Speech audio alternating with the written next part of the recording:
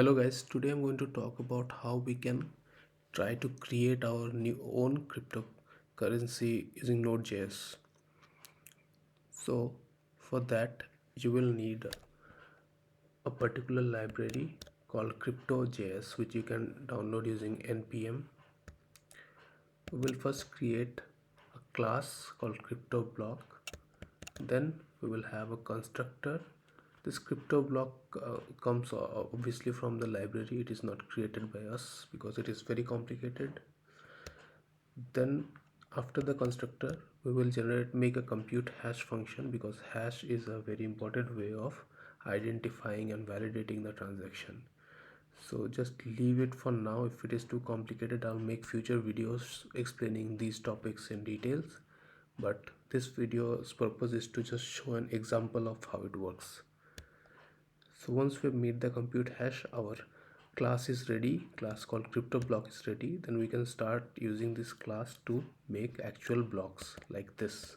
So we have just made a block which contains the parameters as in the constructor. First is the index, then the timestamp, then the data, and then the preceding hash, the hash of the previous block. But since this is our first block, we are just giving 0. We will make a blockchain in the next videos where we'll be using the previous block to create the new block. In those cases the hash will be taken from the previous block. After that we will just log it using json.stringify so that it looks more readable. We're just printing the log in the terminal. So first you have to install npm install save crypto.js.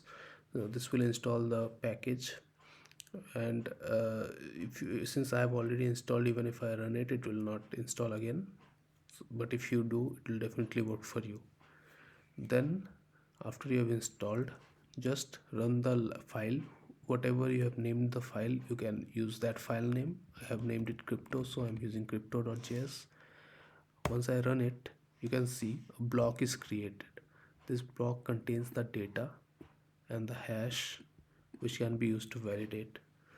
So this is a very simple representation of a crypto. I will be making videos in future explaining how to use these blocks to make a chain into a functional cryptocurrency. Thank you very much for watching until now. I'll be back with a new video. Goodbye.